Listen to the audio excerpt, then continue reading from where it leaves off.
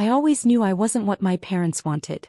Growing up in the prestigious Hamilton family meant certain expectations. Expectations I could never quite meet.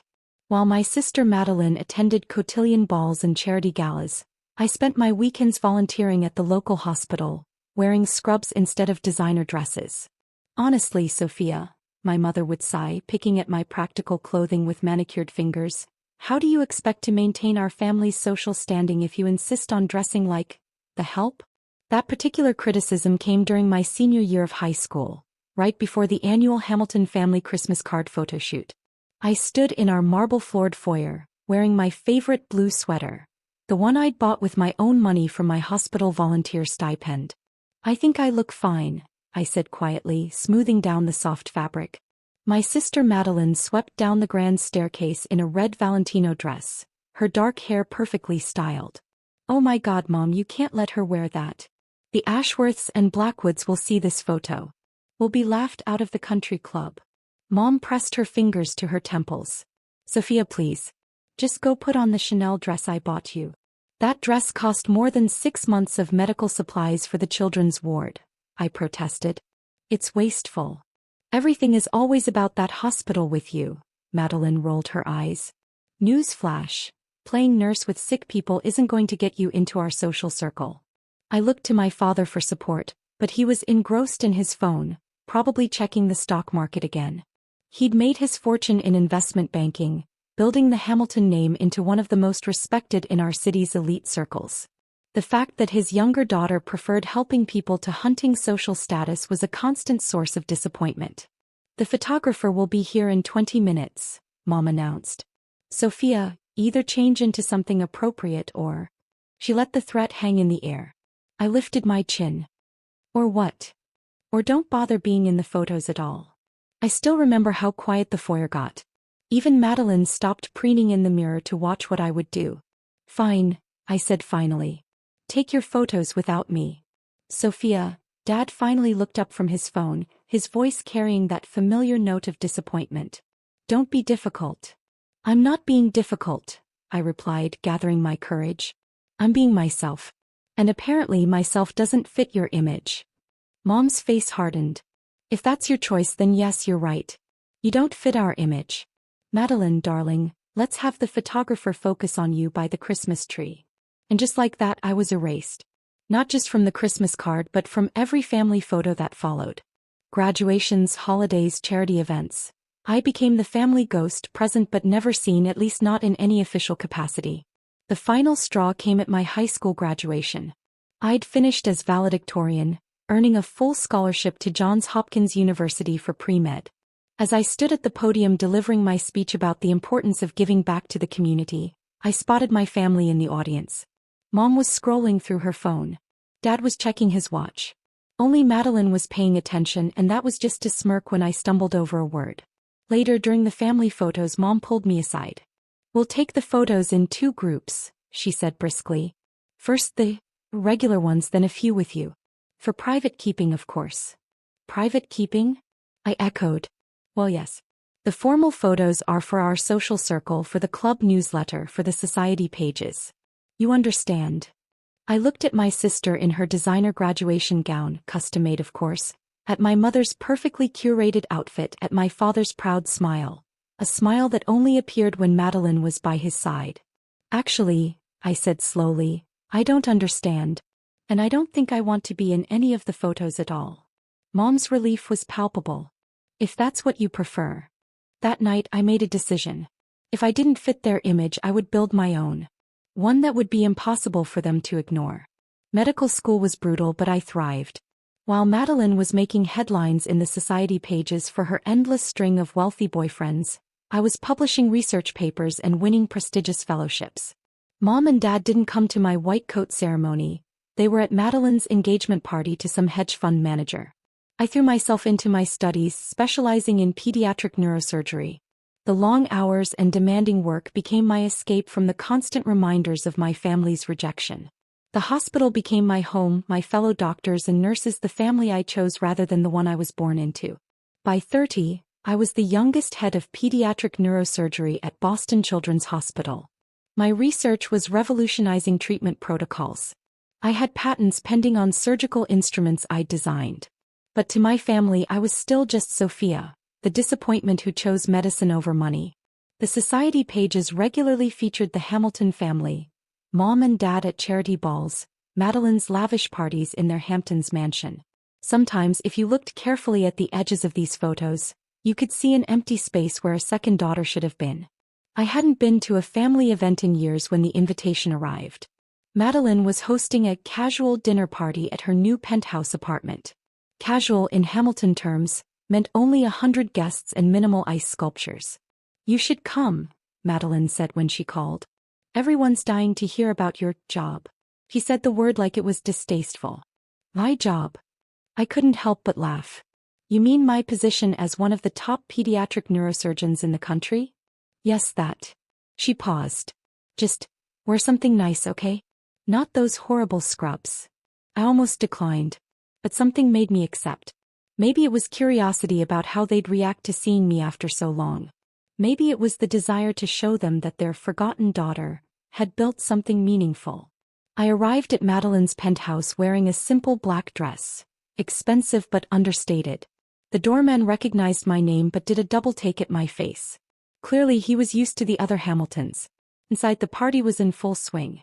Crystal chandeliers sparkled overhead, illuminating New York's elite as they sipped champagne and discussed their latest acquisitions.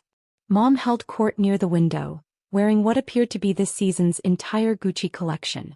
Dad stood with his usual crowd of banking associates, probably plotting their next hostile takeover. "Sofia." Madeline's voice carried across the room. "He actually came. And you're wearing, oh." Her smile faltered as she took in my appearance. "What's wrong?" I asked innocently.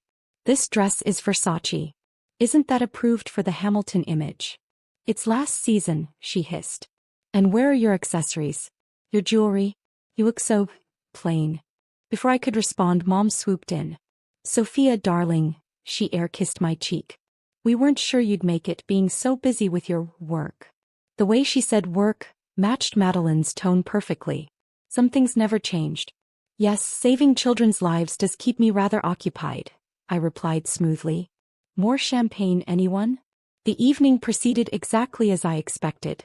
Mom steered her society friends away from me, preferring to showcase Madeline's latest charity project, something involving designer handbags for underprivileged poodles.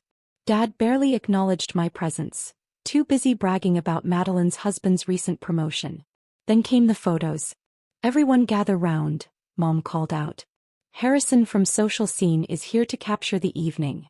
I watched as my family assembled in their usual formation. Perfect smiles, perfect poses, perfect image. "Sofia," Mom said tightly, "perhaps you could help Harrison with his equipment?" And there was. Some things really never did change. But this time I smiled.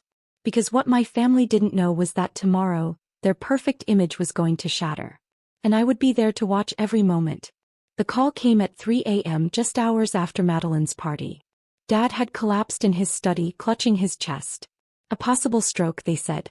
He was being rushed to Metropolitan Hospital. My hospital. I was already there when the ambulance arrived, watching from the shadows as Mom stumbled through the emergency room doors in her designer heels, mascara streaking her perfectly made-up face.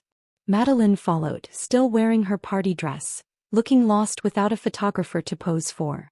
"I demand the best neurologist," Mom was telling the nurse. "Do you know who we are? We're the Hamiltons." The nurse, Sarah, who'd worked with me for years, maintained her professional composure. "The head of neurosurgery has already been notified, Mrs. Hamilton." "Well, where are they?" "We've been waiting for 10 minutes. I stepped out of the shadows. "I'm right here, Mom." The look on her face was worth every family photo I'd been cut from. She froze, designer purse slipping from her grasp. Madeline's mouth fell open in a most unladylike manner. "Sofia," Mom whispered. You work here?" "Not exactly," I replied, checking Dad's preliminary scans on my tablet. "I run this department. And based on these images, Dad needs emergency surgery." "Surgery?" Madeline's voice rose to a shriek. But you can't." "I'm one of the top neurosurgeons in the country," I cut her off. The surname Hamilton might not appear in society pages next to my achievements, but I assure you in medical circles, it carries its own kind of weight. Mom seemed to be struggling to process this information. But, we need a specialist. Someone with experience. Mom, I interrupted, my voice firm. I am the specialist. I'm the one other hospitals call when they need help. I'm the one who developed the procedure we're going to use to save Dad's life. Now, I need you to sign these consent forms. Her hands shook as she took the clipboard. Sofia, we can talk later, I said professionally. Right now Dad needs surgery. As I turned to leave, Madeline grabbed my arm. Wait. How do we know you won't? I mean, after how we treated you. I looked at her hand on my arm, then into her eyes. Because unlike our family photos, Madeline, my integrity isn't just for show. The surgery took 6 hours. It was complex, delicate work. The kind I'd trained years for. The kind that had earned me respect in a field where respect had to be earned through skill and dedication, not social status and designer clothes. When I finally emerged from the operating room, Mom and Madeline were exactly where I'd left them, though significantly more disheveled. Mom's Gucci outfit was wrinkled, Madeline's perfect hair had fallen flat, and neither seemed to care about their appearance for once. He's stable, I announced. The procedure went well. We were able to stop the bleeding and repair the damage. He'll need extensive rehabilitation, but he should make a full recovery. Mom burst into tears. Real ones, not the photogenic kind she usually produced for social occasions. Madeline just stared at me like she was seeing me for the first time. Dr. Hamilton, a nurse approached with some forms. Should we move Mr. Hamilton to the Sofia Hamilton wing for recovery? Mom's head snapped up. The what? I signed the forms calmly. The new neurological wing. It was completed last month. But, it has your name, Madeline said slowly. Yes, I replied. That tends to happen when you donate $50 million to fund its construction. The silence that followed was deafening. Mom sank into a chair, her legs seemingly unable to hold her up anymore. $50 million, she whispered. Being a top neurosurgeon pays well, I explained. Plus, I patented several surgical instruments and procedures. Turns out saving lives is more profitable than saving face at country club events. But why didn't you tell us? Madeline demanded. Would it have mattered? I asked quietly. Would it have earned me a place in the family photos? A seat at the dinner table? Or would it just have been another thing that didn't fit your image of what a Hamilton should be? Neither of them could meet my eyes. Mr. Hamilton's being moved now, Sarah announced. Dr. Hamilton, would you like to oversee the transfer? Yes, thank you. I turned to my mother and sister.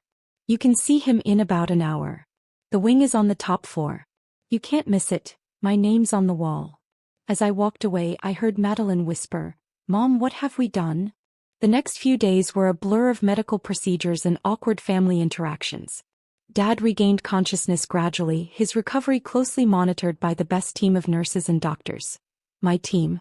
When he was finally lucid enough to understand his surroundings, I was checking his vitals. He looked around the private room, taking in the state-of-the-art equipment and the view of the city from the top floor. Where am I? He asked, his voice rough. The Sofia Hamilton wing of Metropolitan Hospital, Mom answered from her chair. She hadn't left his side, her perfect appearance long forgotten in favor of hospital waiting room attire. Dad's eyes widened as he looked at me. Your wing. I nodded, adjusting his fore. Yes. Funded by your disappointing daughter who chose medicine over maintaining the family image. Sofia, he reached for my hand, his grip weak but insistent. I was wrong. We were all so wrong. I know, I said simply. Over the next few weeks, as Dad underwent rehabilitation in my wing, I watched my family's carefully constructed facade crumble. Mom stopped wearing her designer clothes to the hospital, instead opting for comfortable slacks and sweaters. Madeline canceled 3 charity galas to help with Dad's physical therapy. One afternoon I found Mom staring at the wall outside Dad's room, specifically at the plaque detailing my medical achievements and contributions to the hospital. All these years, she said quietly, we were so focused on appearances, on what other people thought was impressive.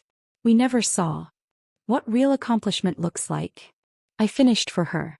She turned to me, tears in her eyes. I'm so sorry, Sofia. We were wrong about everything. Not everything, I corrected her. You were right about one thing. I didn't fit your image. I exceeded it. A week later, a new set of photos appeared in the society pages. Not the usual posed shots of charity events or country club gatherings, but something different. The headline read, "Hamilton Family Celebrates Life-Saving Legacy." The photos showed my father standing proudly, if still a bit shakily, beside the sign for the Sofia Hamilton wing. In another, my mother and sister were helping with a fundraiser for pediatric neurology research. And in the center there was a photo of all of us together, me in my white coat, my family finally seeing me, really seeing me for the first time. Dad recovered fully, though he retired from investment banking.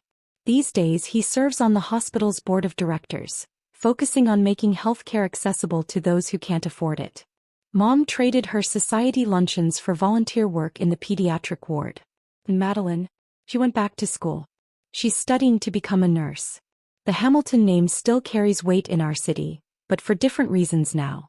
Not for the parties we throw or the clothes we wear, but for the lives we help save. The society photographers still come around, but they're more interested in capturing the real moments. The grateful families, the recovering patients, the actual work being done. Last Christmas, when it was time for the annual family photo, Mom handed me a wrapped package. Inside was my old blue sweater. The one I'd worn all those years ago, the one that hadn't been good enough for the family image. "Wear this," she said softly. "It's who you are. And who you are is better than anything we ever imagined." So I did. The photo hangs in the hospital lobby now, right under my name on the wall. The Hamiltons, all of us together, no pretense, no perfect poses. Just a family who finally learned that true worth isn't about fitting an image. It's about creating your own legacy. Sometimes, during long surgeries or late-night rounds, I catch my reflection in the hospital windows. I see myself in my scrubs wearing that old blue sweater under my white coat, and I smile. Because sometimes being cut out of the picture just means you're meant to paint your own. And my picture? It's bigger than any family photo could ever be. It's written in the lives saved, the families healed, and yes, even in those golden letters on the hospital wall. A reminder that the best revenge isn't about getting even, but about rising so far above that they have to look up to see you. As for fitting the family image, well, sometimes the image has to change to fit you. And when it does, when the facades fall away and the real pictures emerge, you realize that the best photographs aren't the ones carefully posed and perfectly lit. They're the ones that capture the truth of who you really are. The Hamilton family still appears in the society pages occasionally. But now, instead of designer dresses and charity balls, the photos show something different. A family working together in a hospital wing named after the daughter they once tried to erase. And that, more than any carefully curated image, is a picture worth keeping.